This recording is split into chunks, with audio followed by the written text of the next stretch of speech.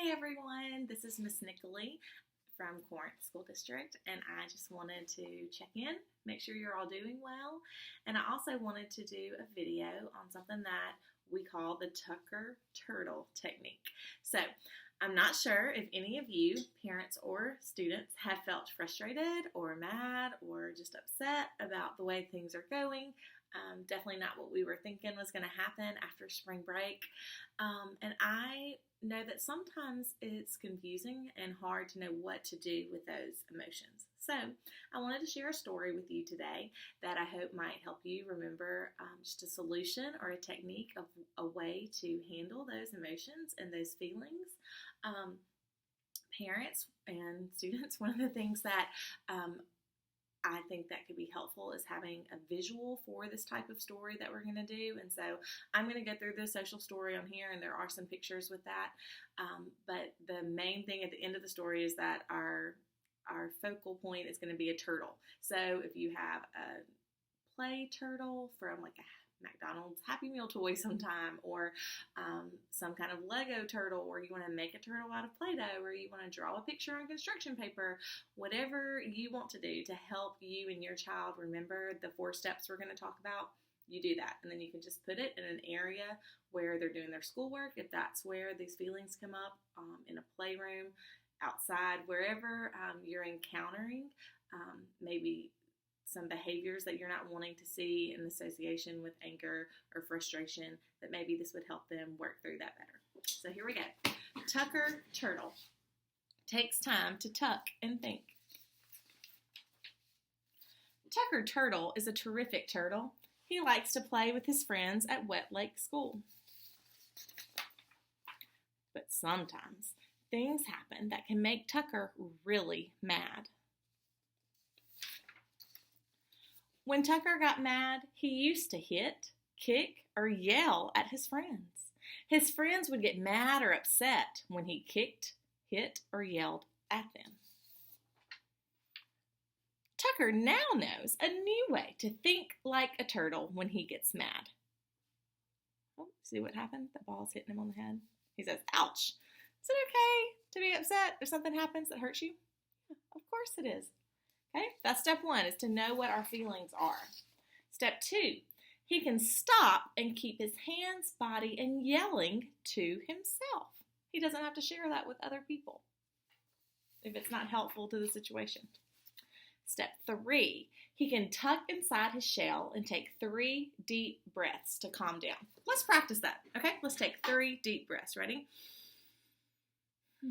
That's 1. Do another one. 1 more.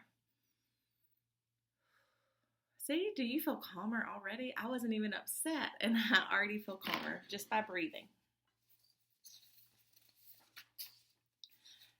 Tucker can then think of a solution or a way to make it better. Can you think of some solutions whenever you're upset? What can we do whenever we're upset?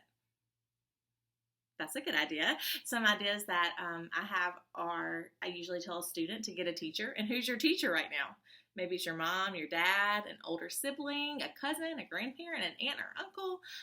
There are lots of people that are around our home that we might need to reach out to and ask for help if we don't understand something. We can remember to use nice and kind words when we're asking for help, or when we get frustrated that we're not taking out that anger on someone else.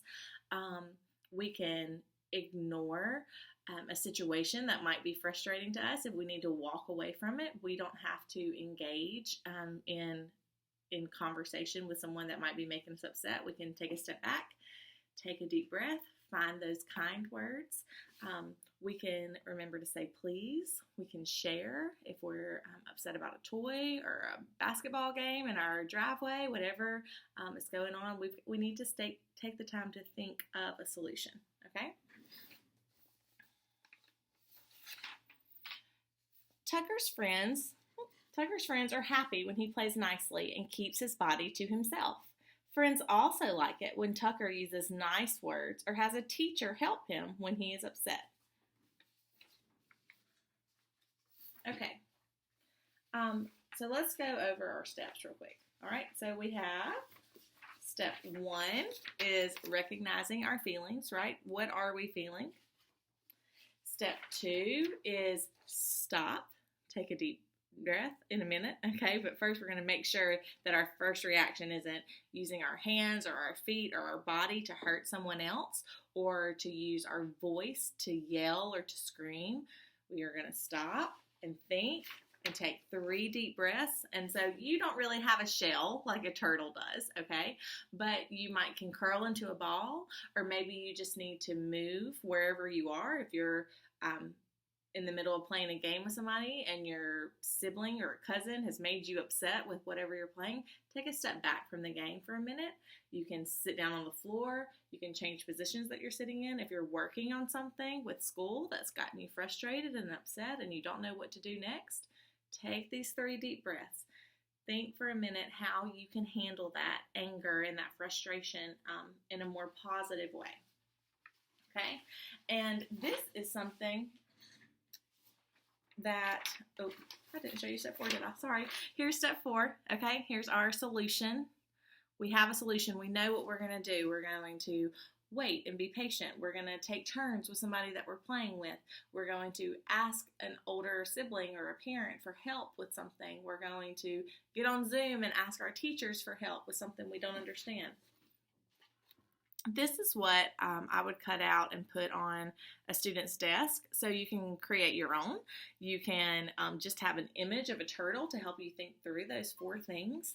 I know that with all that's going on, it's very different than what we're used to. And there is a lot that's out there because your teachers are taking care of you and they are putting things out there for you to help you understand.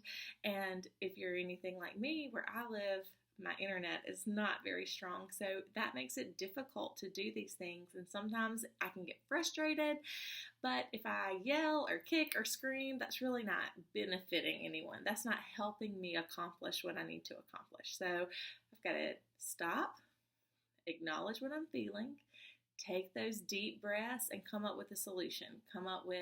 Go into a place that does have better internet and sitting in the parking lot and using the internet, or asking someone else for help to help me come up with another idea of how I can participate. So take the steps to be in control of your emotions and your feelings, because I know there's lots of them, and it's okay to talk about them.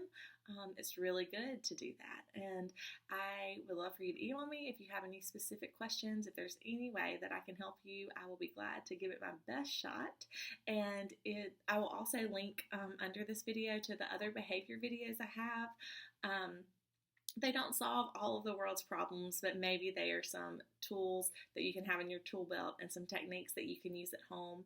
If you have any specific questions about things that I don't cover, or you would like to see a video on something else, just let me know and I'd be happy to do that. I hope you'll have a great day.